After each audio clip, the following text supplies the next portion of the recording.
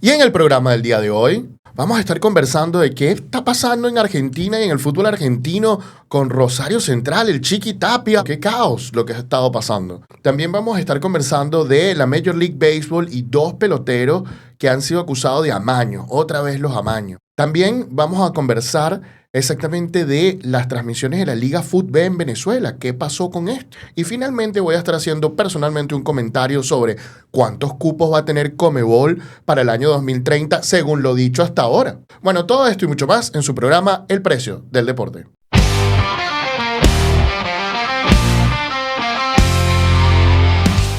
Esto es El Precio del Deporte.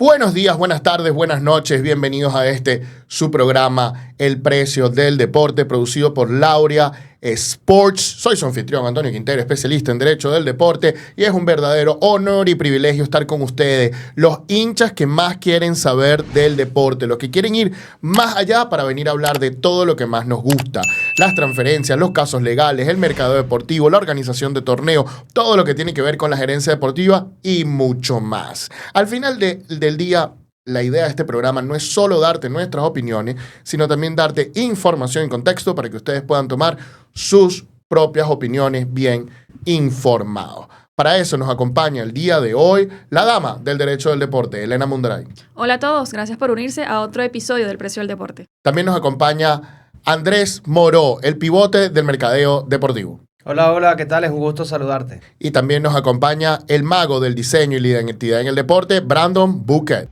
Hola a todos, un placer estar de vuelta. Y por supuesto nos acompañan ustedes, los verdaderos hinchas del deporte. Bueno, esta semana, y para empezar a calentar motores de nuestros tópicos, primero, comentarles que tuvimos problemas técnicos la semana pasada y lamentablemente Elena solo pudo escucharse en la primera parte del programa, luego de eso no se puede escuchar. Fue un error mío de alguna manera, no sé exactamente qué hice, pero técnicamente a veces manejando todas las cosas aquí, bueno, pueden ocurrir errores. Me lamento que eso haya pasado porque las opiniones de Elena estuvieron magníficas y lamento que no las hayan podido escuchar porque son muy importantes. Pero por esa razón Elena va a volver a conversar sobre su tema esta semana. Habiéndome disculpado con ustedes, con Elena, la final del fútbol del torneo clausura nos dejó una serie de comentarios un poco caóticos, aunque una victoria épica del Carabobo Fútbol Club al final. Andrés, ¿qué opiniones tienes al respecto? Carabobo Fútbol Club, justo campeón del torneo Clausura 2025, contra todo pronóstico, en una final del torneo Clausura que estuvo opacada y que estuvo la mirada bajo más lo que pasaba fuera del terreno y antes del partido, de lo propio que ocurrió en el terreno de juego del Misael Delgado, donde el Carabobo se impuso por la mínima 1-0 y pudo vencer, pudo estar contra su gente. Hubo muchísimos elementos de los cuales hablar. El primero de la boletería de las entradas, que le pertenecía a Carabobo, y de repente una tribuna pasó para el equipo visitante. Pasaron muchas cosas extradeportivas, se habló muchísimo. Hay que reconocer el tifo que hizo el Carabobo, que sacó a Ozzy Osbourne en un claro mensaje político, ¿no? En contra de uno de los principales, del principal dueño o de una de las caras más visibles de la Academia Puerto Cabello. Fue una final que estuvo marcada por todo lo extradeportivo, pero que en la cancha se hizo justicia, pasó todo lo bueno. Esperemos que esto no siga incidiendo cuando la política incide en el deporte de manera muy directa, porque afecta a aficionados y extranjeros también que quieren venir a ver este fútbol, que quieren venir a ver estas cosas. Por supuesto, la nota negra y que vamos a hablar hoy, creo que no fue transmitida por el canal de YouTube, y esto lo vamos a conversar y vamos a hablar si fue un golazo o fue un autogolazo lo que hizo la liga con esta movida de pasarlo por streaming y pago. Andrés, espectacular lo del tifo. Menos mal que lo recordaste. Creo que me encantó. De verdad que 10 puntos a la barra del Carabobo y a quien los haya ayudado a producir este tifo tan espectacular. También hubo una protesta. Los jugadores del Carabobo se voltearon hacia su hinchada al momento de sonar el himno nacional. Esto llama mucho la atención porque si Carabobo era la casa, la tribuna principal debió haber sido el Carabobo. Pero no, la tribuna principal se la dieron a Academia Puerto Cabello. En este sentido, los jugadores del Carabobo hicieron una protesta muy pacífica, volteándose a su propia hinchada de una manera espectacular. De verdad que todo este tipo de cosas llenaron la final de alta expectativa y de emoción, de una lucha épica, ¿no? Quisieron hacer ver en general. Pero bueno, hablando de este tipo de cosas y de torneos venezolanos, resulta que ahora la LBBP va a hacer una activación en Madrid, la Liga Venezolana de Béisbol Profesional. Elena, cuéntanos un poco de esta activación y en qué consiste. Así es, dentro del marco de celebración de los 80 años de la Liga Venezolana de Béisbol Profesional, la LBBP, tienen una activación bastante curiosa.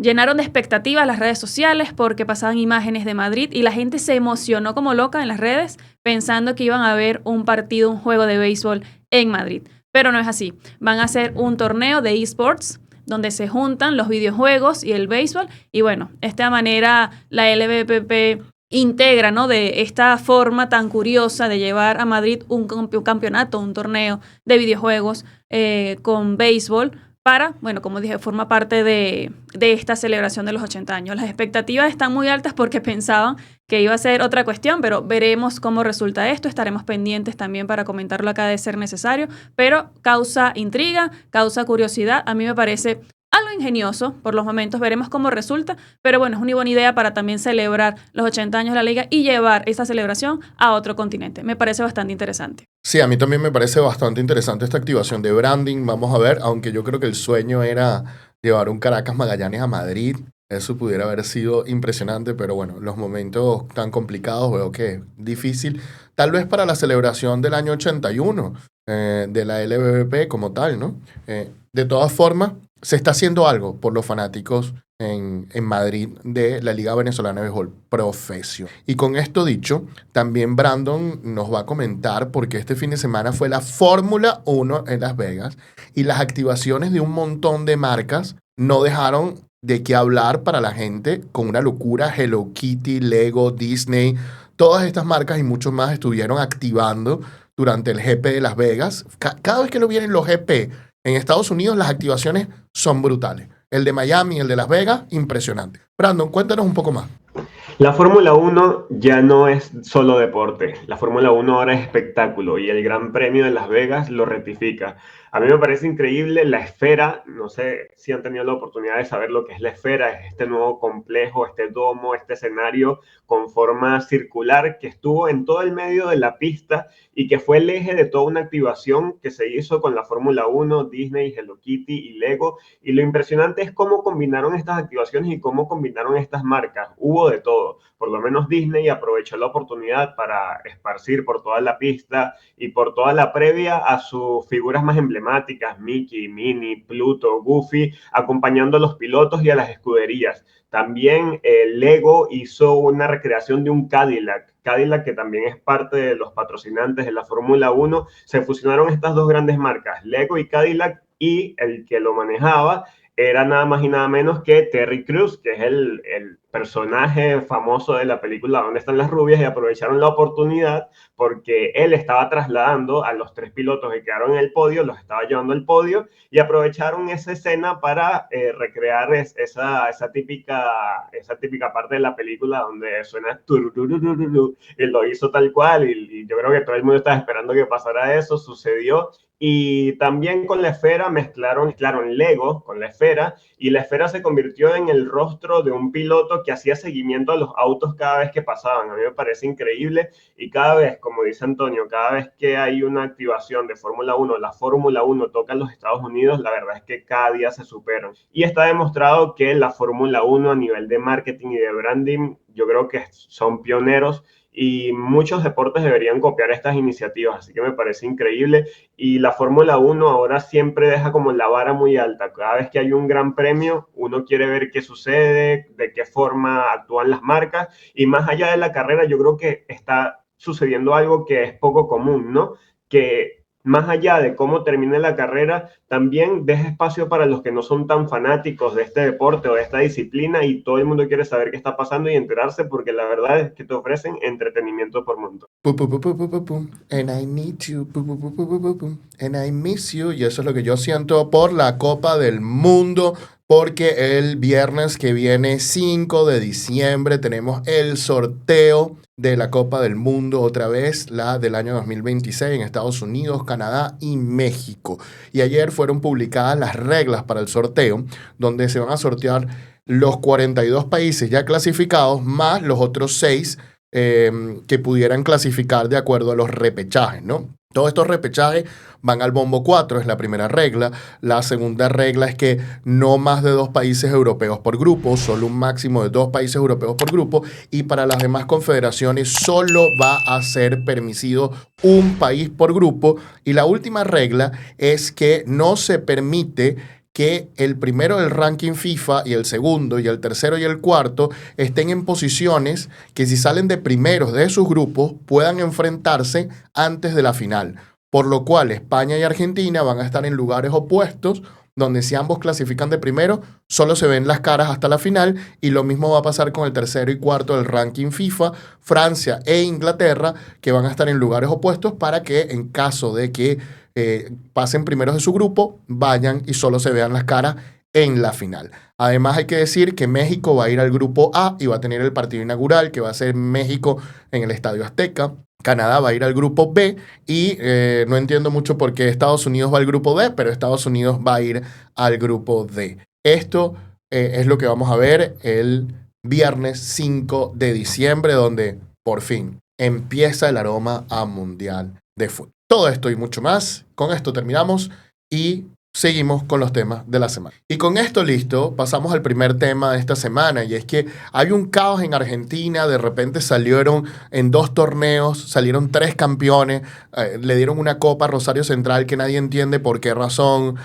Luego esto provocó una serie de protestas, luego esto provocó una especie de sanciones de normas que no existían. Bueno, lo cierto es que es un caos total. Aquí tenemos a Brandon Buquet para que nos cuente un poco qué es lo que ha sucedido. ¿Qué está pasando en el fútbol argentino y el Chiqui Tapia? Pues yo te digo una cosa, no trates de entenderlo, disfrútalo, porque sinceramente no se entiende lo que está pasando. Y vamos a hacerlo de forma cronológica, y me voy a permitir leer porque lo que está sucediendo es una locura con todos los torneos que hay.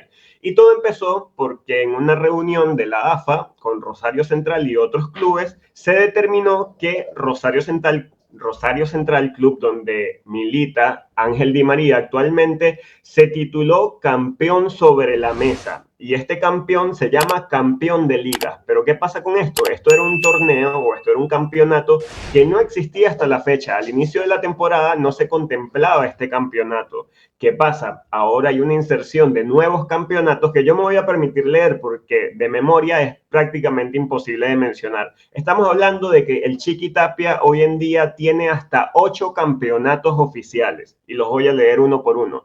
Tiene el campeón de la apertura, el campeón de clausura, el campeón de liga, que es el que ganó Rosario Central por ser el club que generó más puntos en toda la temporada.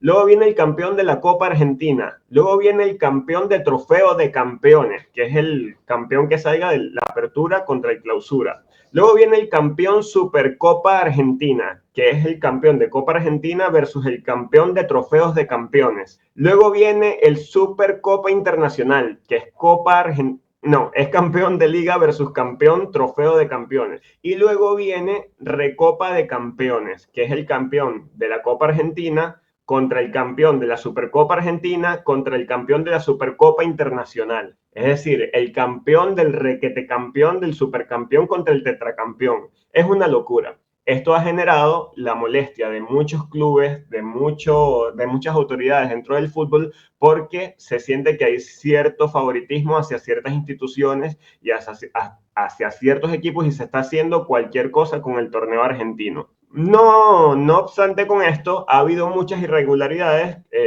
conforme al título que se le dio a Rosario Central, y se creó una norma recientemente donde se dice que a los equipos campeones hay que rendirle homenaje y se le tiene que hacer un pasillo en su siguiente partido de local. ¿Qué pasó? Estudiantes de La Plata, que es un club que preside Sebastián Verón, no quiso hacer ese homenaje y los jugadores se dieron la espalda. ¿Qué pasó? Luego la AFA emitió un comunicado o emitió un boletín donde dice que se puede sancionar porque, y me permito leer también ese reglamento, dice: los futbolistas del club homenajeado ingresarán caminando por ese corredor central en forma ordenada, pasando entre las dos hileras de jugadores rivales. Quienes integran el pasillo deberán permanecer en su lugar mirando a los jugadores que transitan, sin realizar movimientos o conductas que alteren el desarrollo normal del protocolo. ¿Qué pasó? Los jugadores Estudiantes de La Plata, en desacuerdo con todo lo que se está haciendo, se dieron la espalda. Pero ¿cuál es la sorpresa? Que los más curiosos se pusieron a investigar acerca de este boletín y se dieron cuenta que el boletín había sido creado en febrero aparentemente, pero cuando ves las propiedades del archivo había sido creado unas horas antes de que sucediera esto y la sanción unas horas después de que los jugadores no cumplieran con lo que se había estipulado, que era hacer el pasillo de frente. Y esto ha generado una serie de problemas y una serie de polémicas y se destapó una olla de posible corrupción por parte de Chiqui Tapia, que ya vamos a estar hablando. Le voy a dar también el pase a los muchachos porque también se habla de favoritismo a clubes como Barraca Central, de polémicas con el arbitraje, y todo para favorecer, como lo denominan en Argentina, a la casa madre, al jefe o a la AFA. Oye, Brandon, yo quiero atajarte ahí con el tema de la normativa, ¿no? Eso fue que el reglamento lo modificaron, investigaron algunas personas en internet y buscaron las propiedades del archivo y vieron que había sido modificado. Hay una cuestión que es importante indicar aquí, hay una cuestión que se llama el principio de legalidad. Ese principio de legalidad indica que para que tú puedas imponer a una sanción a una persona, tiene que haber una norma restringiendo esa conducta. Entonces, si no hay una norma restringiendo una conducta, no puedes sancionar a una persona. La norma puede existir posteriormente al acto, pero no la puedes aplicar de forma retroactiva, porque eso es la irretroactividad de las normas precisamente sancionatorias. Entonces, en todo caso de que Independiente lo sancionen, pudiera buscar impugnar esa sanción apelando a estos dos puntos y sacando esta información de que, bueno, o sea, esta sanción no existía al momento de que nosotros hicimos esta conducta. Entonces ahora no me la puedes aplicar de forma retroactiva. Para la AFA va a ser una gran lucha poder ejecutar una sanción como tal si Independiente decide directamente impugnar esa sanción. Estudiantes, perdón. Cuando uno ve el panorama completo en lo que pasa en el fútbol argentino, ve que hay escenarios muy complejos, ¿no? Pero veo una campaña en contra de Tapia, justamente, y veo que lo están atacando desde muchísimos frentes. Y ayer, justamente cuando estamos hablando sobre los temas que íbamos a conversar hoy, vi que denunciaron a la financiera ligada a Chiqui Tapia por una maniobra de lavado que podría llegar a los 818.000 millones de pesos. O sea, a Tapia le están abriendo todos los caminos posibles para ver, digo yo, si lo sacan del poder o a ver cómo hace fuerza una renuncia o a través de la ley, porque veo que el fútbol está en un periodo caótico en Argentina, está en un periodo difícil. Tapia no ha ayudado en nada, 30 equipos desaparecen, no permite los ascensos, los descensos cada vez que quiere. Entonces hay irregularidades con los árbitros, muchísimas. Hay muchísimas cosas que están pasando en el fútbol argentino, también un fútbol que viene en decadencia, producto de la economía también de Argentina en los últimos años, pero creo que la gente se está colmando de paciencia de Chiqui Tapia y creo que le van a hacer un frente muy grande, el cual veo que tiene enemigos muy poderosos y pareciera que le quisieran dar un buen golpe que lo saque de la presidencia de la AFA. Escándalo es una palabra corta, ¿no? Para todo lo que está pasando. Sumado a lo que ya vienen comentando, además en las redes sociales se ve que ciertos clubes de primera división le han dado un apoyo en las redes sociales, específicamente al presidente de la Asociación de Fútbol Argentino. Sale otra versión también en las redes sociales en donde supuestamente se le está exigiendo a los clubes de mostrar su apoyo en las redes sociales y por eso es que varios clubes supuestamente hicieron esto. Entonces, sumado a todo este desastre, también está este tipo de exigencias, ¿no?, que se le hace particularmente a ciertos periodistas incluso y a los cuerpos también de prensa, a los departamentos de prensa de los clubes para dar este tipo de apoyo público. Entonces ahí también se verán quién apoya a quién, bastante interesante. Pero con respecto a lo que está pasando justamente con esta supuesta, ese supuesto reglamento, me parece muy curioso que lo que mencionaba Brandon, lo que leyó de esta circular, es lo particular y lo específico con respecto a la formación de pasillos para rendirle homenaje al campeón, ¿no? Porque se muestra como que una forma muy muy específica de si no haces esto, entonces puedes tener consecuencias. También se menciona en las redes sociales, en las noticias, sobre todo de medios en Argentina, que supuestamente se le abrió un proceso al equipo estudiante por esta acción de los futbolistas en contra de Rosario Central. Y revisando también el código disciplinario, las reglas de la federación, en caso de haber una sanción, las medidas disciplinarias, como en todos los casos en el fútbol, van desde multas, suspensiones, quita de puntos, quita de torneos, pero ahora estará la cuestión, como dice Antonio, cómo se va a defender estudiantes, porque tiene todas las razones y todos los motivos para defenderse. Desde estas cuestiones en las redes sociales hasta mandar a hacer una experticia probablemente a la página web y a estos documentos que fueron publicados para ver si fueron publicados a tiempo o no. Y además, en todo caso, si ya se abrió un procedimiento, ¿cuál será la decisión? Porque me imagino que esto también se va a sumar a todo ese escándalo, porque la decisión, venga como venga, también va a sumar a que las personas lo critiquen. Y con toda razón, porque ¿qué suspensión o qué sanción puede tener un acto como este? De darle la espalda a las personas. Suspenderlos, quitarle puntos, no sería nada proporcional ninguna de estas opciones. Lo que hablan en las redes sociales muchas personas es que, bueno, como mucho una multa, y que incluso estudiantes estaría dispuesto a pagar esa multa por su orgullo, por su honor, pero la decisión que salga aquí definitivamente también va a traer más comentarios y bueno, se sumará a todo este escándalo que ya tiene unos cuantos días armado. Sabes que siempre hablamos de los órdenes normativos, ¿no? Entonces está el primer orden normativo, que son las leyes, las reglas, y luego empiezan otros órdenes normativos, como el religioso, el moral, el de una comunidad específica. Esto es simplemente traer una regla moral y codificarla dentro del sistema normativo número 1, pero ¿qué tanto daño te hace eso? O sea, ¿cómo puedes tú obligar a que alguien le tenga que hacer homenaje a alguien? Eso a mí me parece descabellado totalmente hablando. Lo toco porque tú lo dijiste, Elena.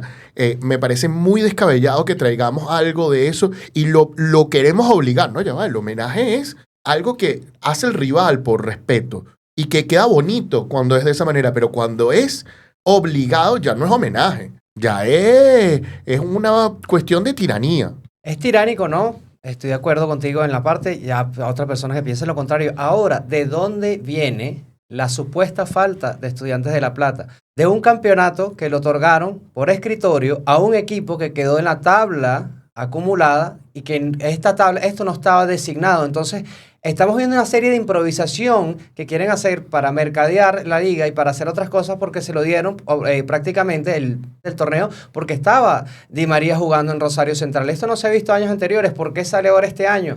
¿Por qué justo ahora? Entonces empezamos a hacer una serie de consecuencias a raíz de totalmente improvisar.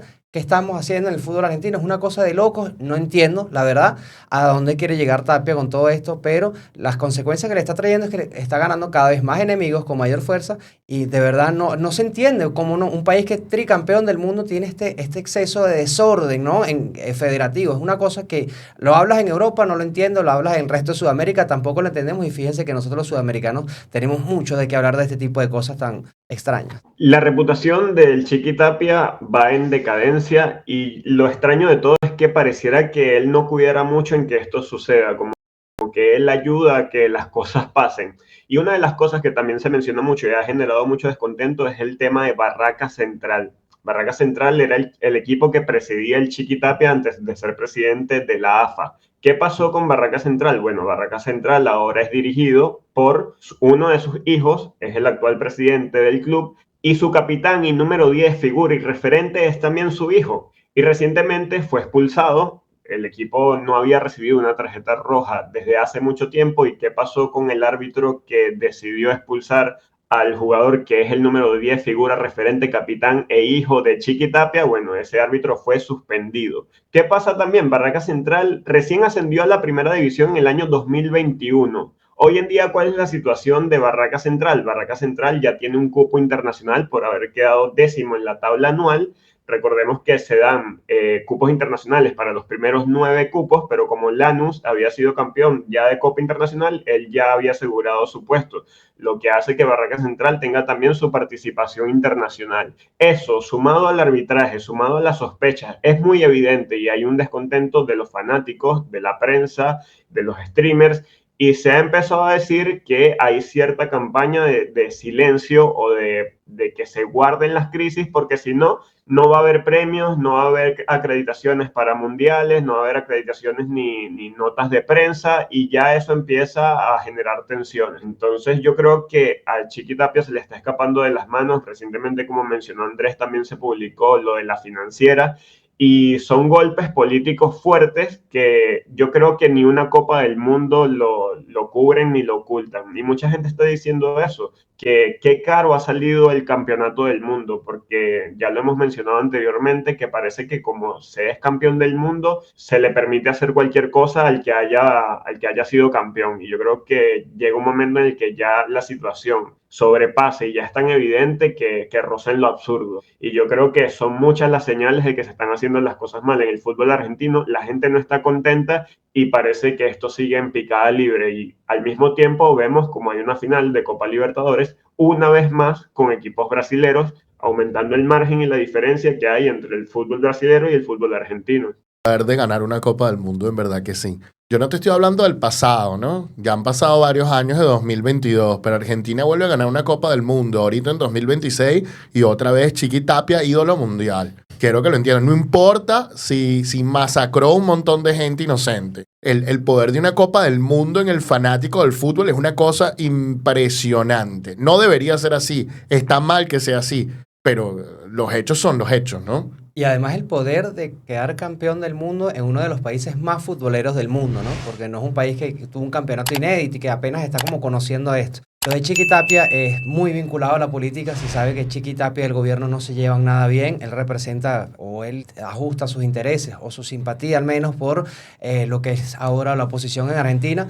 Pues ganarse enemigos políticos, el oficialismo, el gobierno, pues le va a traer una serie de consecuencias graves, y además que la gestión, si uno quita la Copa del Mundo de la vidriera, creo que es totalmente cuestionable y hasta deplorable en muchísimos aspectos, como arbitraje, formatos, competiciones, el prize money del campeonato, que también es irrisorio, es algo que es totalmente ridículo, donde muchísimos países mucho más pequeños hasta ganan más, pero bueno, ya serán los encargados otras personas de evaluar la gestión de este señor. Sí, para complementar lo que dice Andrés, hace poco surgió una nueva imagen en la que se comparaba MasterChef con el fútbol argentino, ¿no? El premio MasterChef paga actualmente más de lo que paga el fútbol argentino, y también un video muy viral de Davos, que dice que el fútbol argentino o la AFA no pone ni un peso al campeón del fútbol argentino, porque el dinero que recibe cada confederación o cada federación de Conmebol es lo que entrega al campeón del fútbol argentino. Así que lo que mencionó Andrés también es muy importante, ¿no? El tema de la polémica de cuánto dinero se otorga a los campeones, a los clubes, y también mencionábamos anteriormente, no sé si fue acá en el programa, que se hablaba de unas casas que quiso construir el Chiqui Tapia y luego fueron de un material de dudosa procedencia, con muy pocas cosas, con limitaciones, y bueno, es una gestión que, por más de que se haya ganado la Copa del Mundo, genera muchas incógnitas que vamos a seguir viéndolas seguramente, porque en esta semana el fútbol argentino ha estado muy movido, y seguramente con las sanciones y el tema de las respuestas de la AFA hacia lo que hizo Estudiantes y cómo los clubes se van a pronunciar al respecto, seguro va a dar mucho de qué hablar. Bueno, y con esto listo, y con esa camiseta de Brandon que recuerda a Argentina 94, momentos complicados para Argentina también en ese momento, queremos preguntarle a ustedes qué les parece esta situación, cómo lo ven ustedes. Por favor, denos sus opiniones, denos sus comentarios, y todos déjenlos aquí abajo en la caja de comentarios. Muy bien, y para nuestro siguiente tema tenemos un tema que era de la semana pasada, pero como les dije, tuvimos unos errores técnicos, y es que dos peloteros de la Major League Baseball de República Dominicana están siendo acusados de amaños de partido. Parece que ahora este es un tema recurrente en nuestro programa. Cada rato vemos cada deporte, pero bueno, Elena está aquí para explicarnos qué es lo que está sucediendo de mejor manera. ¿Qué está pasando en el mundo del deporte con tantos casos de amaños y de apuestas? En esta oportunidad tenemos que hablar de jugadores de la Major League Baseball, Emmanuel Clase y Luis Ortiz, de los Guardianes de Cleveland. Ambos pitchers, lanzadores, quienes fueron suspendidos momentáneamente de acuerdo a unas investigaciones que estaba haciendo la MLB. Vamos a recapitular un poquito sobre lo que pasó, porque una compañía privada de apuestas le saltaron unas alarmas, justamente con los lanzamientos de estos pitchers. Esta información la compañía privada se la pasa a Major League Baseball, Y Major League Baseball evidentemente se la pasa al FBI para que llevara a cabo esta investigación. De esta investigación, entonces, la Fiscalía de Nueva York acusa a estos beisbolistas de fraude, conspiración, soborno, lavado de dinero, que son delitos federales. ¿Y por qué? ¿Por qué pasó todo esto? Bueno, porque de acuerdo con la Fiscalía tienen pruebas convincentes de que estos jugadores estaban amañando sus propios lanzamientos. Tenían comunicación directa con unos apostadores también de República Dominicana mediante una plataforma en donde hacían microapuestas en un juego. Es decir, unas apuestas muy específicas. Estas apuestas eran con respecto a sus lanzamientos. Si el lanzamiento iba a ser bola, si iba a ser strike, si iba a pegar del piso, e incluso se apostaba la velocidad del lanzamiento. Dice la Fiscalía que de hecho tienen un supuesto mensaje de clase específicamente, donde minutos antes de entrar a jugar se comunicó con uno de los apostadores para que hiciera unas apuestas con respecto al lanzamiento que iba a hacer. ¿Qué pasa con todo esto? Bueno, se tiene la idea de que estos apostadores de República Dominicana colaboraron con el FBI para tener toda esta cantidad abrumadora que dice la Fiscalía tener. Y por eso entonces están siendo acusados estos beisbolistas por todos estos cargos, que la sanción máxima pudiera incluir pena, evidentemente, cárcel, hasta unos 65 años, porque estos son delitos federales. ¿Qué ha pasado con todo esto? Bueno, fueron arrestados, fueron llevados a presentarse ante una audiencia, ante un juez. Ellos se declararon como no culpables, es decir, se declararon inocentes, que no habían cometido estos hechos. De hecho, Clase dijo que esos mensajes se referían a unos gallos que él tenía en República Dominicana, pero la Fiscalía dice que hay otros mensajes diciéndole, Clase específicamente, a estos apostadores, que en cualquier oportunidad dijeran que este dinero era para comprar casas en República Dominicana, para hacer unas remodelaciones. Es decir, había un encubrimiento, ¿no? Una planificación bastante adecuada a la situación. Por eso la Fiscalía dice tener bastantes pruebas, a parecer son abrumadoras, y por eso se está ahora investigando a estos. Tienen una oportunidad sus abogados para revisar ahora todas las pruebas que tiene la Fiscalía y, bueno, ver si llegan a un acuerdo con la Fiscalía o si llegan a un juicio, que por lo menos en las noticias se ve que la intención de los abogados, en caso de los dos beisbolistas, es ir a juicio. Pero ahora les pregunto yo a ustedes, ¿qué les parece esta información? Porque esto ha sido abrumador este año, con tantos casos de apuestas, con tantos casos de amaños, con jugadores que se ven no tan implicados en un caso como esto, de incluso amañar sus propios lanzamientos. Y oye, ¿hasta dónde vamos a llegar con este tipo de cuestiones de las apuestas? Sí, el hecho de que ahora puedas apostar en absolutamente todo de un juego es terrible, ¿no? Porque entonces no, que si en el tenis, que si saca con el pie derecho adelante, que si saca con el pie derecho atrás, que si quién gana la moneda en el fútbol, que si cuáles son los pateadores a los penales, se puede apostar por prácticamente todo. Y esto hace ver que pequeños amaños quizás no puedan, como tal, influir en el resultado del juego, lo cual es incorrecto. Todo influye en el juego. Pero le hace sentir al atleta de que no, bueno, yo voy a hacer esto porque una tarjeta amarilla aquí, ¿quién le va a importar? Una falta aquí, ¿quién le va a importar? Pestañeé 3 veces, ¿a quién le va a importar? No, todo influye. Todo influye como tal. Entonces lo hacen lucir de esta forma y los atletas caen en ese tipo de cuestiones. Y esto es el nivel al que las apuestas deportivas han llevado. Ellos te dirán, las apuestas deportivas, pero es que nosotros también somos víctimas del amaño, porque nosotros somos los que vamos a tener que pagar estos amaños y por eso tenemos estos programas para medir esta cuestión de los amaños. Sí, son víctimas, pero a la vez son el incentivo. Entonces, ¿por qué son el incentivo? Porque al crear todo este tipo de apuestas, oye, mira, la gente se incentiva a apostar y las personas cercanas a estos peloteros también. Entonces ahí hay un balance que no hemos encontrado, donde hasta qué punto debe ser permitida la apuesta deportiva. ¿Debe ser permitida completamente? ¿Debe ser permitida hasta cierto punto? ¿No debe ser permitida? Y ese es un debate que necesitamos tener. Fíjate que yo entiendo mucho lo de la segmentación, lo que hacen las casas de apuestas para apostar por todo, ¿no? Dentro del terreno de juego. Y bueno, es una manera de ellos de buscar dinero. Ahora, ¿dónde creo yo que está el gran problema? El gran problema es que el deporte y las instituciones deportivas dejaron entrar a las apuestas deportivas y a esta industria, y además han sido sus sponsors, tienen muchísimo dinero, han invertido demasiado dinero en el deporte. Entonces, ahora, ¿cómo yo le digo a las casas de apuestas que viven de esto, que nos dieron un dineral, mira, lo que tú estás haciendo está mal? Entonces yo creo que tiene que empezar la regulación, tiene que empezar por ahí, a ver cómo nos desvinculamos, porque apuestas siempre van a existir. Ahora, qué tan formal y qué tan institucionalizadas están, bueno, ya cuando los equipos lo llevan en el uniforme, pagan muchísimo, ya forman parte de las selecciones nacionales, por supuesto que las casas de apuestas van a jugar mucho más.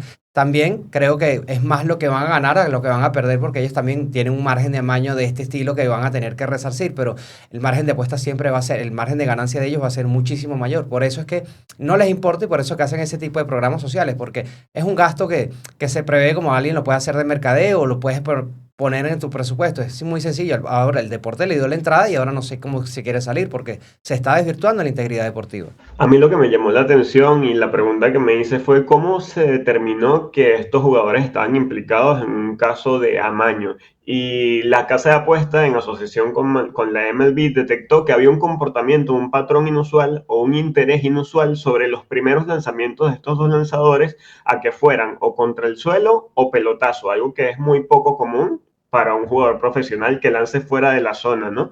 Y esto fue lo que hizo que se prendieran las alarmas y se iniciara una investigación. Y lo que mencionaba Antonio es real. Uno podría decir, bueno, ¿de qué manera influye una bola contra el piso si es el primer lanzamiento, no hay hombres en base? Yo creo que puede pasar debajo de la mesa, pero no es así porque el béisbol es uno de los deportes donde se utiliza más la estadística. Y la estadística dice que cuando un lanzador se enfrenta a un bateador por debajo de la cuenta, es decir, empieza con una bola en vez de un strike, el resultado es desfavorable para el equipo que defiende. Así que cada lanzamiento o la velocidad, porque también una de las apuestas era en qué rango de velocidad, a qué millas iba a ser el lanzamiento. Hasta ese nivel hemos llegado, ¿no? Que es bastante preocupante. Obviamente que influye en el desempeño y el resultado del juego. Y eso le resta credibilidad tanto al deporte como a la institución, como al atleta y a todo el mundo. Entonces, al final, el que se ve perjudicado es el juego.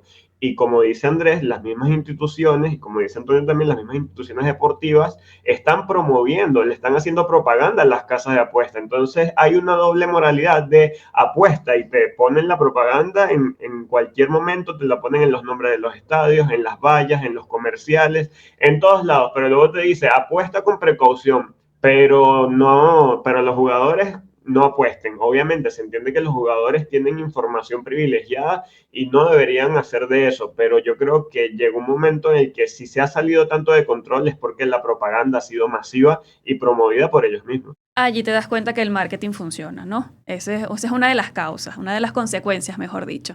En estos días estaba viendo un partido, realmente no recuerdo cuál, pero había incluso publicidad no solamente de una ni de dos casas de apuestas, sino de tres en el propio campo. Eso sin incluir lo que durante la publicidad también te pasan más casas de apuestas. Entonces, oye, ha sido una evolución también, ¿no? De la manera en la que apuestas, porque antes era si ganaba o perdía el partido, pero ahora son situaciones tan específicas con respecto al béisbol, si el lanzamiento es a tal velocidad, si vea contra el piso, si le pega al bateador. Cualquier cantidad de minúsculos movimientos que hay en un juego se pueden apostar. Obviamente eso incrementa a la gente fanática de este tipo de juegos a seguir apostando. Pero como dicen ustedes, tenemos estas casas de apuestas detrás de la oreja de los jugadores, entonces tiene un incentivo clarísimo cuando estos son sponsors de clubes, de federaciones, de juegos internacionales, de organizaciones deportivas. Entonces hay una doble cara, ¿no? Como que no apuestas y obviamente se entiende que el jugador no puede apostar. Para empezar, las apuestas no son ilegales. Simplemente son ilegales cuando ya se convierte en un fraude, una corrupción, por diferentes motivos, como en este caso. Y obviamente que los beisbolistas, hablando específicamente de este deporte, no pueden apostar en juegos que tengan un interés directo. Allí está la regla 21, claro, de la Major League Baseball, en donde pueden ser suspendidos de por vida. Así como le pasó el año a Tucupita Marcano, un venezolano, también involucrado en este tipo de apuesta. Entonces, oye, por un lado tenemos la evolución de la apuesta y por otro lado tenemos el incentivo que tienen estas organizaciones deportivas con meter más apuestas, más casas de apuestas en sus organizaciones, en sus contratos.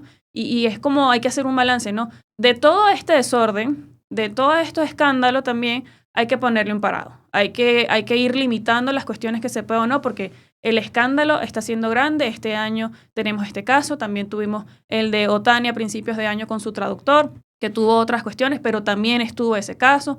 Tenemos casos de la Liga de Turquía, tenemos casos de la pelea de la UFC entre Del Valle y no recuerdo el otro peleador, pero se han incrementado en tal manera que hay que ponerle atención a esto porque, oye, ya los implicados son las personas, los protagonistas del deporte, y entonces, ¿qué va a quedar para los demás? Sí, sabes que en Estados Unidos, Elena, había una ley que esto es lo que hizo que ahora se permitiera apostar, que el comisionado Howard Stern de la NBA impulsó, entre otras personas, en los años 90, 91, 92, por allí, que era una ley de protección al deporte amateur y profesional. Y esta ley prohibía las apuestas en el deporte. Luego, solo las permitía en lugares excepcionales como Nevada, para Las Vegas, como Atlantic City, cerca de Nueva York, etcétera, etcétera. Esta ley fue llevada varias veces a juicio, donde se mantuvo su constitucionalidad hasta que finalmente, en el año 2018, se levantó y se dijo que era inconstitucional, y esto fue lo que permitió que los estados pudieran regular las apuestas en cada uno de ellos. Esto es lo que generó, tanto a nivel americano como a nivel mundial, que las apuestas entraran a todo nivel en el deporte. Y ahora empezamos a ver cada vez más estos casos. No nos engañemos, el amaño ha existido de toda la vida. No quiero decir que no. Pero ahora, que a cada rato estemos consiguiendo amaños de partido aquí, en la Major League Baseball, en la NFL, en todos los deportes, en la NBA, etcétera, etcétera, oye, nos dice que hay algo que está mal y que tenemos que empezarlo a revisar. Y pareciera que no queremos revisarlo. Veía John Oliver, Last Week Tonight, que es un programa increíble en los Estados Unidos, a mí me gusta muchísimo, donde hacía esta reseña y entrevistaban a uno de los dueños de la NFL y decía, oh, sí, que vengan estos dulces dólares de las apuestas. La pregunta es por qué no ha existido desde antes. Claro, pero ¿hasta qué punto podemos permitir en el deporte la entrada de dinero de cualquier lado? Eso también es una gran interrogante, ¿no? El deporte, que tiene unos valores y unos principios específicos creados desde el Comité Olímpico Internacional, que te habla de mente sana en cuerpo sano, etcétera, etcétera, ahora se presenta de esta forma. En ese sentido, empezamos a ver estos casos. Habiendo visto esto, también pasamos al punto número 2 de este tema, ¿no? Es el dilema del prisionero. Y es que, obviamente, se presume que se tienen buenas pruebas por parte de la Fiscalía, en virtud de que siempre el sistema americano de justicia te mete en este dilema del prisionero, que es un sistema de juego. Este sistema de juego beneficia al que primero declare y le da una serie de beneficios brutales a ese que declara primero con respecto al que declara último. Lo que es importante es que ese que declara primero pueda vender a gente que está más arriba de él. Y ahí es donde se piensa que pueden haber conseguido las pruebas de estos jugadores que están involucrados.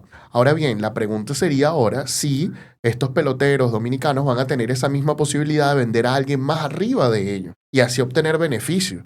Y pareciera que no, pero quizás haya alguien más arriba, porque suele ser que en estos temas de apuesta hay alguien organizando todo por encima de todo el mundo. Hay alguien que organiza a los atletas, luego organiza a las personas que van a apostar y acomoda todo el plan estratégico, ¿no? Entonces, de existir esta persona, que no sabemos si existe o no en este caso, oye, los peloteros pudieran vender a esta persona y quizás obtener una pena más baja. Sin duda ese es un escenario. Yo particularmente no creo que sea así. Yo creo que el FBI evidentemente actuó muy inteligentemente y fue con los apostadores de una, y estos apostadores vendieron a los beisbolistas, ya que tienen tantas pruebas, incluso mensajes, se supone que alguien accedió a darle este tipo de evidencia. Y bueno, yo asumo que fueron los apostadores y por eso la Fiscalía está convencida de ir con todo contra estos beisbolistas. Mientras tanto, ellos siguen suspendidos en la Major League Baseball. La MLB está esperando a ver qué pasa con toda esta investigación. Lo más seguro es que de estar implicados ya directamente en esto, sean suspendidos de por vida y bueno, en el nivel privado, por así decirlo, y a nivel público, bueno, probablemente de ser declarados como culpables, vayan a la cárcel a cumplir con la condena que le corresponda. Seguiremos acá hablando sobre este caso de ser necesario, pero mientras, bueno, esta es la información que tenemos y tanto que hablamos de amaños, también teníamos que hablar de esto, a pesar de que han pasado unas cuantas semanas, pero es nuestro tema y así que tenemos que discutirlo aquí también. Y con esto listo, la pregunta es para ustedes. ¿Qué piensan que va a suceder en este caso? ¿Los peloteros saldrán libres? ¿No saldrán libres? ¿Qué piensan ustedes de las apuestas en los deportes? Bueno, déjenos todas sus opiniones en la caja de comentarios. Con esto listo, pasamos al siguiente tema del día de hoy y es las transmisiones del fútbol venezolano por YouTube, que ahora parece que se han ido.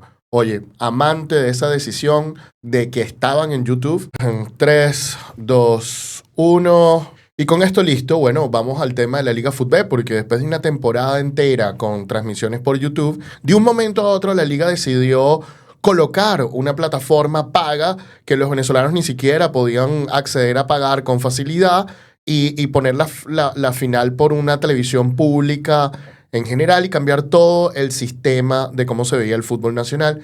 Andrés nos tiene el comentario del día de hoy. ¿Fue un auténtico golazo lo que hizo la Liga Fútbol o fue un autogol legendario y quedará en la parte negra de la historia de nuestro fútbol? Es que la Liga Fútbol sorprendió a su hinchada más dura y pura, ¿no? Al fan core que tiene de corazón y dijo de repente en uno de los partidos más importantes del año, la final del torneo clausura entre Carabobo y Academia Puerto Cabello, que su canal de YouTube, el canal oficial de la Liga donde transmitió la mayoría de los partidos de esta temporada 2025, pues que el partido más importante del torneo clausura no iba a aparecer por ese canal. Y entonces se perdió esa universalidad de poder llegar y ver desde tu casa de una manera directa y gratuita, y ahora simplemente tenías dos opciones, una a través de una señal abierta de una televisora, de la televisora TVS, o una empresa de streaming llamada Fanatis, pero, spoiler alert, esto no era para el público venezolano porque no era para su mercado interno, sino era para las personas que viven afuera y que se podían suscribir, ya que en Venezuela no hay manera de suscripción ni manera de cómo poder pagar por esta plataforma. Pero entonces, ¿qué pasó aquí? Y nos detenemos a pensar, ¿fue una mala movida? ¿Fue una buena movida? ¿Fue una movida de negocios? ¿Y qué repercusiones puede tener? Yo les pregunto primero a mis compañeros, o te pregunto a ti primero que estás del otro lado, ¿qué te pareció? ¿Qué fue lo que hizo la Liga de forma tan repentina? ¿Qué piensas tú? Déjanos en la caja de comentarios. A mí la verdad me sorprendió la decisión porque yo tenía intención de ver la final, le hice seguimiento a varios partidos de la liga, así que me agarró desprevenido que el partido más importante, al menos de esta parte del torneo, no se fuese a transmitir de forma pública en YouTube como se venía haciendo, ¿no? Y yo creo que eso pasa cuando tú no entiendes cómo se comporta tu público y no entiendes bien tu nicho, ¿no? Porque yo les hago una pregunta aquí rápidamente. Cuando uno ve un partido de la Copa del Mundo o uno ve un partido muy importante, el clásico de la Liga Española, ¿a dónde ves tú el partido si no lo puedes ver en tu casa? Tú te diriges a una panadería, a un restaurante, a alguna casa de un amigo, pero lo menos que haces es pagar una suscripción, no menos para un partido muy puntual. Y yo creo que eso es no entender un poco cómo se comporta tu nicho, y si bien puede ser una estrategia que a futuro te salga muy bien, yo creo que hacerla en uno de los partidos más importantes, sin previo aviso, cuando ya tenías acostumbrado a tu público a hacerlo de una forma, me parece bastante desacertado. Respondiendo a la pregunta de Andrés, no me gustó esta estrategia, no me gustó que de manera tan abrupta ya tenías acostumbrado al público, a los fanáticos, a ver los partidos por YouTube. Yo particularmente veía ciertos partidos por YouTube y ahora que una gran parte de esos fanáticos que están fuera del país tuvieran nada más, le quitas ese acceso, oye, me parece no la mejor decisión. No me gustó para nada esta estrategia de la liga. El fútbol venezolano, Andrés, tiene muy pocos fanáticos con relación a la Liga Venezolana de Béisbol Profesional. Sí, al venezolano le encanta el fútbol, pero no el fútbol nacional, porque las marcas no conectan como tal con la gente. Entonces, que las transmisiones estuvieran y fueran abiertas a través de YouTube, un medio accesible para todo el mundo, era el mejor branding que podía tener la Liga Venezolana, la Liga Fútbol como tal. Quitar esto por unos dólares, oye, de verdad, tienen que ser bastantes dólares, porque si no, estás matándote con respecto a la cantidad de fanáticos que pudieras estar sumando cada día más a tus bases como tal del producto Liga Fútbol. Bueno, hablemos un poco para ponerlos un poco más en contexto cómo era el canal o cómo es el canal de la Liga Fútbol.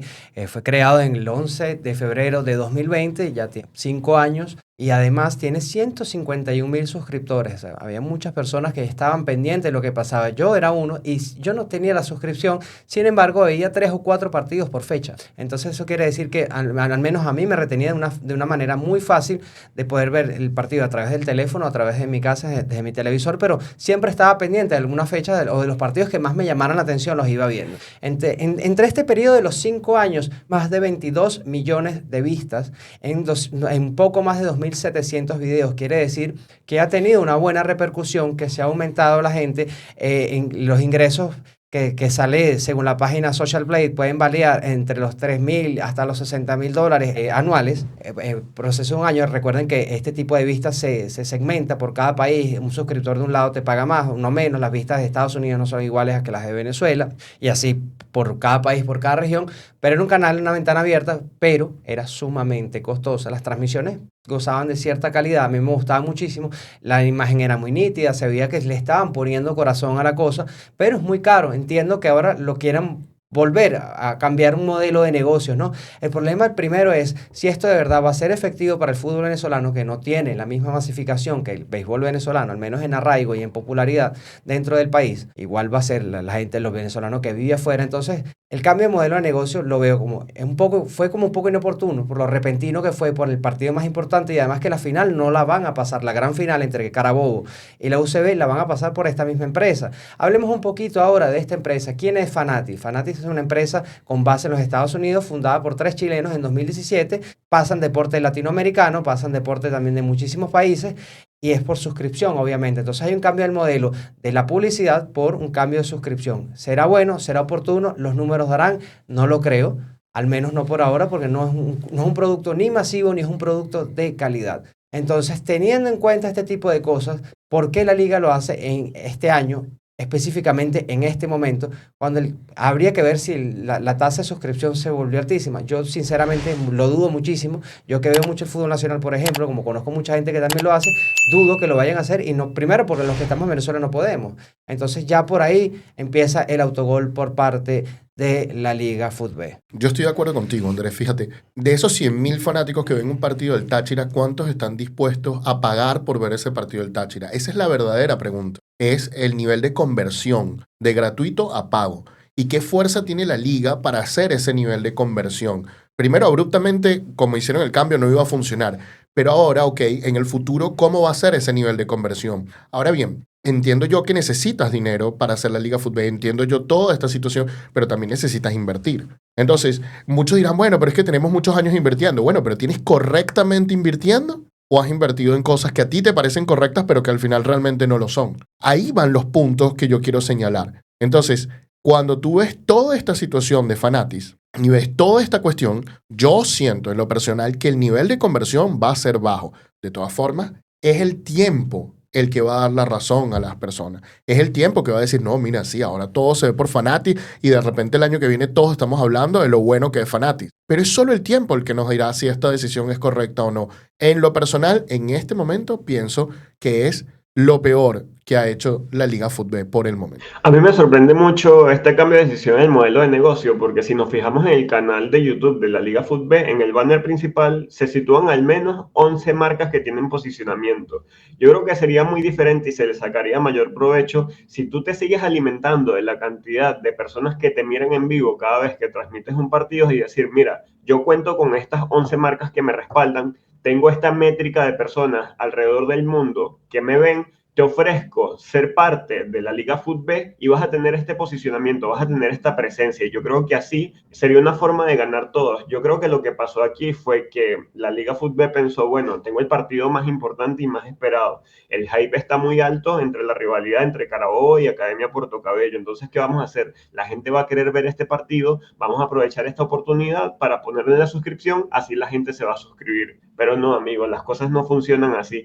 Y ocurre también un patrón que se repite mucho con la Liga Fútbol y nosotros hemos mencionado muchas veces que tiene muy buenas ideas, muy buenas iniciativas, pero no las sostienen en el tiempo. Si la gente que nos está observando capaz no lo sabe, nosotros que trabajamos con diseño gráfico también, la Liga Fútbol tiene una base de datos de fotografía de los partidos y en la jornada 1 impecable, en todos los partidos tienen registros fotográficos que se pueden utilizar, pero a medida que va avanzando el torneo van soltando algunos partidos no tienen fotos, la calidad va bajando. Es decir, esas buenas ideas que deberían mantenerse en el tiempo terminan por cortarlas a la mitad o cambiarlas a última hora. Y lo mismo está pasando con YouTube. A mí me parece que las transmisiones de YouTube eran lo que hacía que la Liga Fútbol incrementara en fanaticada, en sentido de pertenencia, llegar al venezolano que está fuera del país y eso hacía una marca más fuerte. Llega el partido más importante de la temporada hasta el momento y te quitan eso. Yo creo que es una estrategia inversa. Yo creo que debió haber sido al revés, que la suscripción estuviera hubiese durante toda la temporada previamente avisado,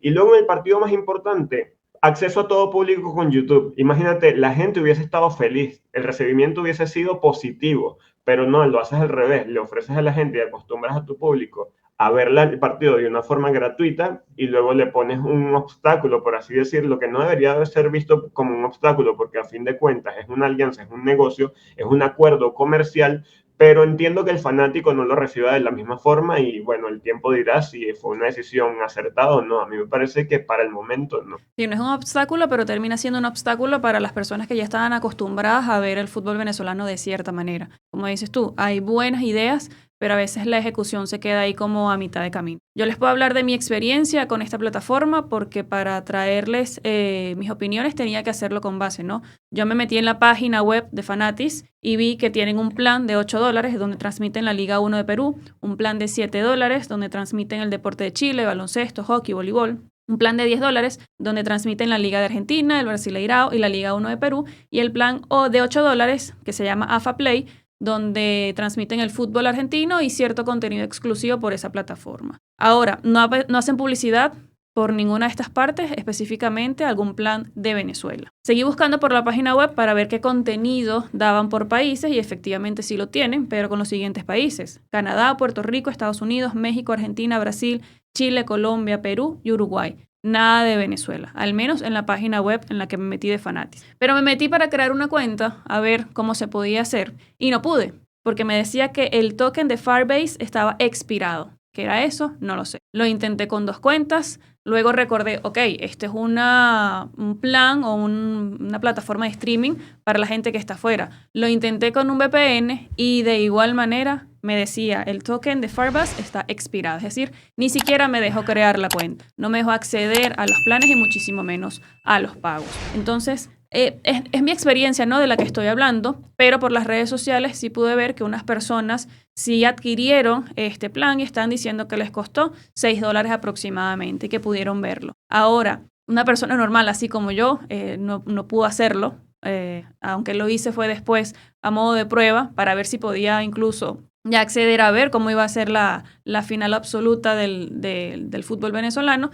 Pero hasta el momento ni siquiera pude crear la cuenta, no hay publicidad con respecto al deporte venezolano. De hecho, también en las redes sociales se ve que no solamente se va a ver la final del fútbol, sino que también ciertos partidos de la Liga Venezolana de Béisbol Profesional, pero por mi parte yo no he visto ninguna publicidad que le haga la LBBP a esta plataforma. Allí simplemente le dejo mis datos. Otra de las cosas que me llamó muchísimo la atención es por qué lo sorpresivo y por qué lo bajo de la mesa y por qué no se hizo una gira de medios, por qué no se hizo una campaña en redes sociales para que la gente conozca esta plataforma, para que la gente la vea y para que la gente le empiece a gustar y no de la noche a la mañana tengas una experiencia como la de Elena, que puede ser que ella diga, bueno, yo quiero ver el partido, voy a pagar mi suscripción mensual y de repente no puede. Entonces uno tiene que estar averiguando en las redes sociales, siendo una especie de investigador, cuando esta información debería ser clara y precisa. Hablemos un poquito de Fanatis, no es la primera vez que está en Venezuela, de hecho tienen un acuerdo comercial, tuvieron un acuerdo comercial al menos con la Federación Venezolana de Fútbol, la propia federación lo divulgó así en su página web donde dijo que iban a pasar las eliminatorias a la Copa del Mundo 2026, o sea que ya esto caducó obviamente,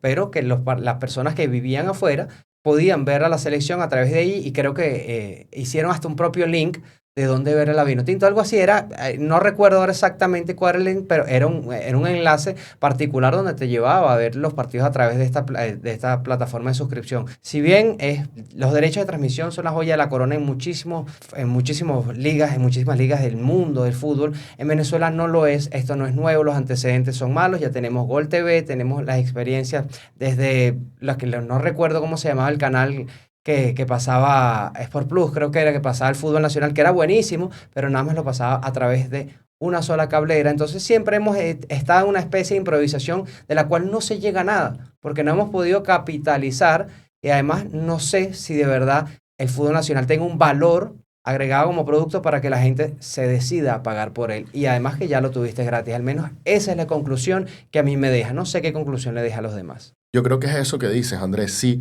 tú no puedes convocar y tener estadios llenos, ¿qué te hace pensar que van a pagar por tu servicio online? Ese es para mí el principal punto de todo, ¿no? ¿Cuánto de núcleo fuerte tienes tú? Por ejemplo, cuando tú lo comparas con los Leones del Caracas, oye, yo me acuerdo que antes que iba uno al universitario era una experiencia para mí, que soy fanático de los Leones del Caracas, traumática. Yo no quería volver a ir porque era estacionar el carro era horrible, pasar al estadio era horrible, comer era horrible, pedir bebidas era horrible, era todo dificilísimo.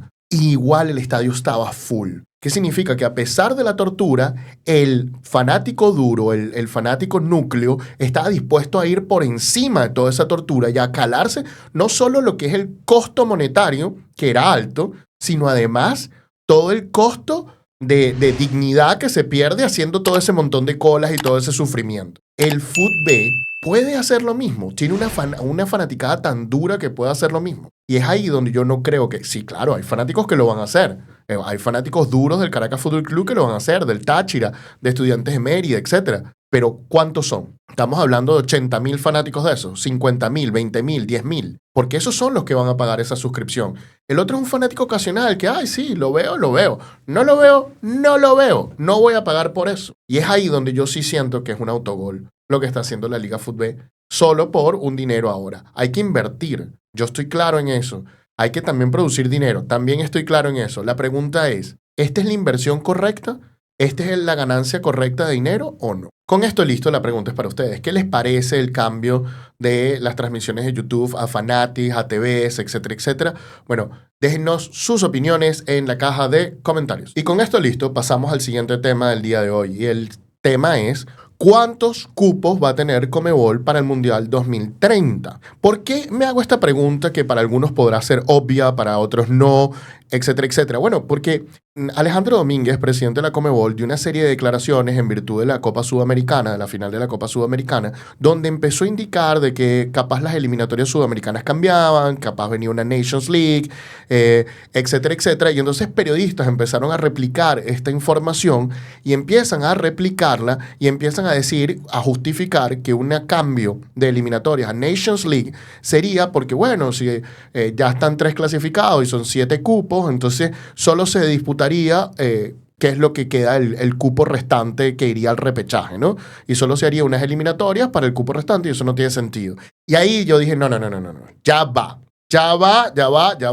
porque no puede ser que varios periodistas importantes estén comentando esta situación y no estén recordando lo que ha dicho la FIFA con respecto a los cupos de la Conmebol. Una situación que se sabe desde 2023. Yo solo quiero hacer este video para aclarar esta situación. Vamos a empezar por aquí. ¿Qué pasa en el año 2030? En el año 2030 tenemos el centenario del primer mundial de fútbol de la historia que fue organizado o fue creado por el presidente de la FIFA, Jules Rimet.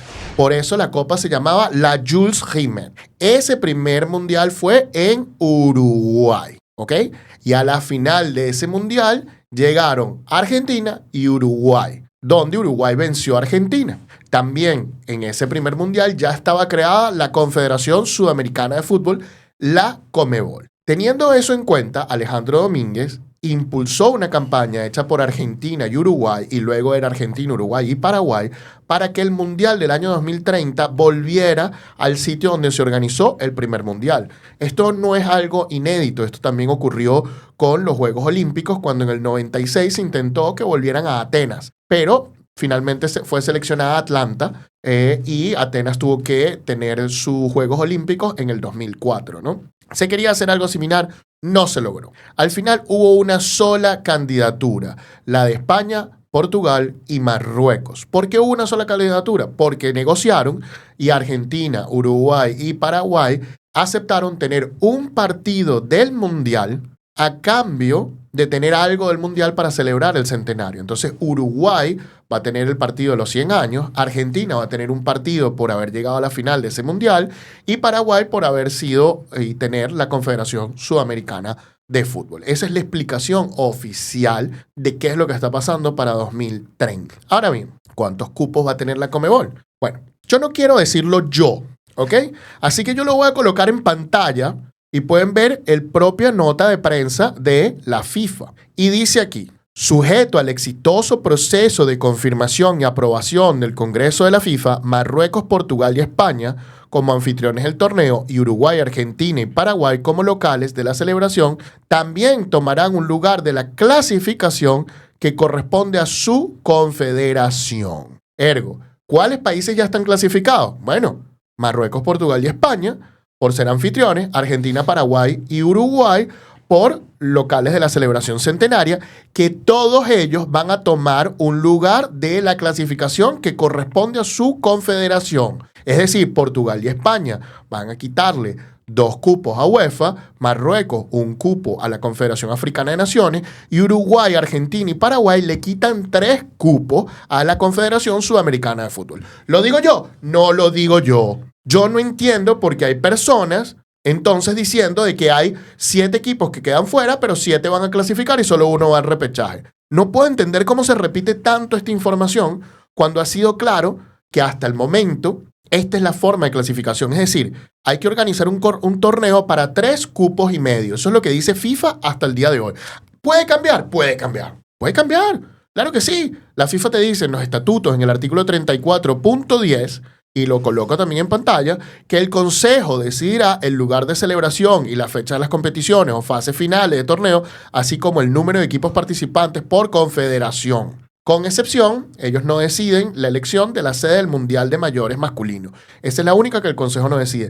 Pero el Consejo, que es donde se siente Gianni Infantino, es quien decide cuántos cupos por cada confederación. Si el Consejo no cambia eso antes de que comiencen las eliminatorias para el próximo Mundial, entonces queda como ya se los expliqué. Si lo cambian, si aumentan los cupos a 64, si aumentan todo este tipo de cuestiones, entonces, bueno, puede cambiar las cuestiones. Tenemos de aquí hasta abril para que cambien. Pero en este momento el status quo es el que le estoy diciendo. 3 cupos y medio para 7 equipos de CONMEBOL. ¿Qué tanta polémica ha traído este Mundial de 2030, ¿no? Con estas 6 sedes, por así decirlo. Además que la propuesta de CONMEBOL de ampliarlo a 64 equipos por edición única, por ser el centenario, ha traído muchísimo ruido, pero entonces tenemos que no sabemos por ahora al menos cómo se va a competir. Lo que tenemos entendido es que son 3.5 cupos para CONMEBOL, al menos los países que hacemos CONMEBOL, que estamos aquí, que pertenecemos a esta confederación, pues vamos a pelear 7 países por 3.5 cupos. Eso es lo que va a pasar, a menos de que haya un cambio después de la Copa del Mundo, que me imagino que ahí la FIFA se reunirá, hará su consejo directivo, hará su reunión anual y decidirán las directrices de cara al próximo ciclo mundialista, ¿no? En los próximos 4 años, pero ya la gente entiende, empieza a mirar desde 3.5 de 7. No creo que sea tan complicado. No sé por qué se hablaba de lo del repechaje. De verdad nunca lo entendí, pero lo vi mucho. De que era todos peleándose para ver quién quedaba fuera del repechaje prácticamente. Pero, oye, la explicación de FIFA está muy bonita, está muy clara esta parte de los cupos. Ahora, la de las sedes no me quedó tan claro, ¿no? Argentina porque Argentina, el otro porque Uruguay porque se hizo el Mundial y el otro porque, bueno, porque está la Confederación. Y yo creo que si seguimos agregando excusas también podríamos meter 2 países más Venezuela, porque es la primera vez que lo vamos a llevar a un mundial y lo poníamos de esa manera así, porque bueno, por honor al mérito, por constancia, el premio a la constancia que le daban a uno en el colegio, pues lamentablemente cuando no eras el más grande, eras el más excelente, pues te podían un premio a la constancia que bueno, creo que era el que nos podía venir, pero no sé si, ¿qué tanto ven ustedes, qué tanto ves tú, Antonio, la posibilidad de los 64 equipos para 2030? ¿Crees que sí se pueda discutir y que se pueda efectuar? Lo veo sumamente difícil, Andrés, ahorita que hablas de los 64 equipos. Lo veo difícil porque Europa se está oponiendo. Europa son 54 votos en el Congreso de la FIFA. Además tiene una cantidad alta de votos también el Consejo. Y no creo que esto vaya a prosperar por temas políticos como tal. Creo que Sudamérica está como sola en ese aspecto del Mundial de 64 equipos para que haya grupos enteros en Argentina, Uruguay y Paraguay. Quiero rescatar lo que mencionaba Andrés, ¿no? De por qué Argentina, Uruguay, Paraguay, las excusas para que se incluyeran como anfitriones. Oye, tú lees la nota de prensa de FIFA y te convence. Uruguay, obviamente, el centenario. Argentina, bueno, subcampeona, también hay que reconocérselo. Y Paraguay, bueno, porque tiene la confederación, hay sus sedes en Asunción, ¿cómo no meterla también en este combo? Y a la persona que también le mueve las entrañas el acudir a un partido de la FIFA también te dice, mira, queremos acercarlo a la más cantidad de personas posible, a las personas que no se puedan trasladar a otro continente. Aquí en América mucha gente seguramente quiere disfrutar, aunque sea de un partido. Y la nota te convence. Entendemos que Por una parte puede ser una estrategia política, puede ser una cuestión de este tipo, pero otra te convence de cierta manera para llegarle al fanático duro, al sentimental, de que pueda tener la oportunidad de ver un partido de un mundial en su continente. Y ahora queda claro, ¿no? Con lo que comenta Antonio, con lo que comenta también la misma FIFA, de que son 7 cupos, son 7 países que se van a disputar 3 cupos y medio. De igual manera, estén los clasificados que ya estén, oye, los que restan se tienen que dar el todo por el todo para clasificar. No existía en mi mente la idea de que prácticamente toda Conmebol fuera al Mundial. No la veía. Pero bueno, hay que aclarar estos puntos. Como dice Antonio, con estos escenarios que pudieran cambiar, pueden cambiar, pero hasta ahora, hasta este momento, 3 clasificados y 7 que disputan entonces 3 cupos y medio. Entonces ahora pasamos al siguiente punto de este tema, ¿no? Y es que Alejandro Domínguez sugería una Nations League para cambiar la eliminatoria sudamericana.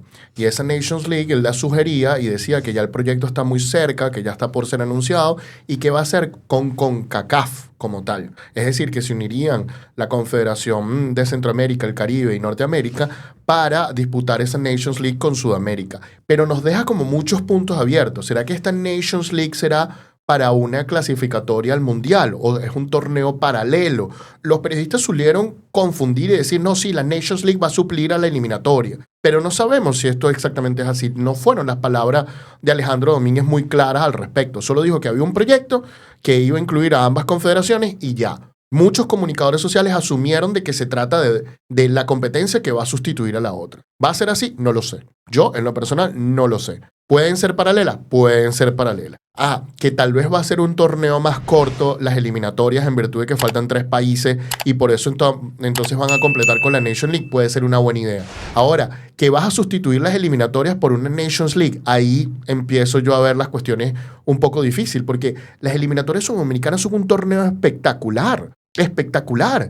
Es una de las pocas confederaciones donde se juegan 18 partidos para clasificar al Mundial, con un nivel de competición alto, lo que significa que estas selecciones se foguean muchísimo. Además, son las diferentes federaciones las que venden sus derechos televisivos sobre esta competencia y eso les da mucho más ingreso. Y ahora tú les vas a decir que van a ganar menos partidos, que va a ser menos cuestión y que va a disminuir todo.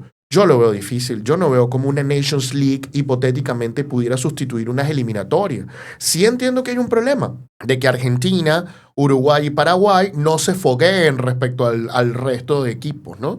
Lo entiendo y eso es importante. Pero de que una Nations League venga a sustituir las eliminatorias, lo veo terrible. Y lo veo terrible porque es que la Nations League está inspirada en las eliminatorias sudamericanas. Los europeos crearon una competición inspirada en las eliminatorias sudamericanas para mantener el nivel y evitar ese poco de amistosos y ese poco de países que se quedaban sin amistosos y subir el nivel europeo. Mientras que en Sudamérica siempre lo hemos tenido. Entonces yo no veo cómo una Nations League pueda reemplazar a unas eliminatorias. ¿Puede jugarse al lado de unas eliminatorias? Sí, totalmente. ¿Puede reemplazar las eliminatorias? No lo creo. Las eliminatorias sudamericanas son espectaculares en este sentido como tal. Tampoco lo que veo pasando es que se junten, ¿no? Conmebol y CONCACAF para hacer unas eliminatorias inéditas también.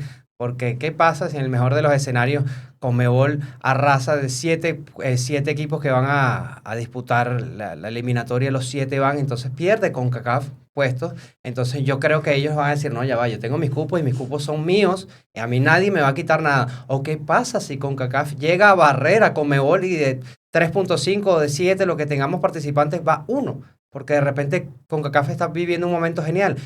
No creo que Conmebol se quiera medir de esa manera. No lo veo pasando esto para ninguno de los dos, porque hay perjudicados, obviamente. Podríamos inclinar la balanza a favor de Conmebol un poquito hoy, pero mañana no sabemos. Entonces, eso es un poco complejo, ¿no? De poder quitarse cupos entre sí. Yo estoy de acuerdo contigo. Yo lo pensaba ayer y yo digo, ¿y quién va a caer en esta treta de sí, hagamos unas eliminatorias conjuntas para que yo tengo 3 cupos, se me suman a tus 6 cupos más 2 cupos y medio que tienes tú, más medio cupo que tengo yo?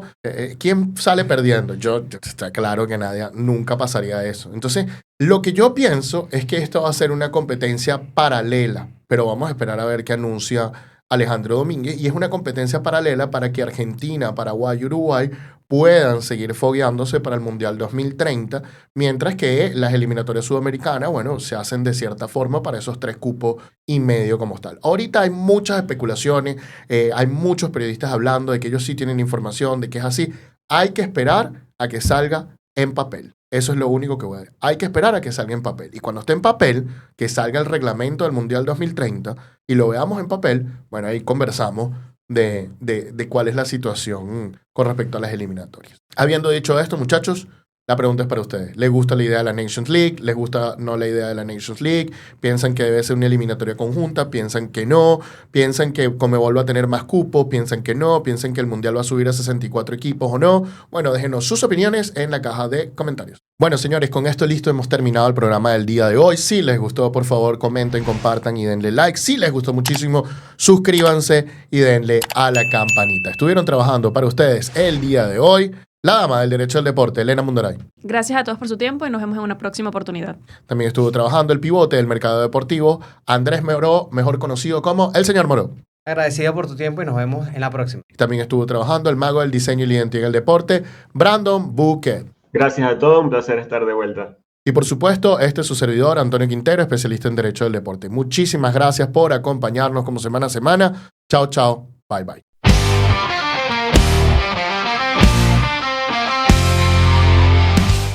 Esto es el precio del deporte.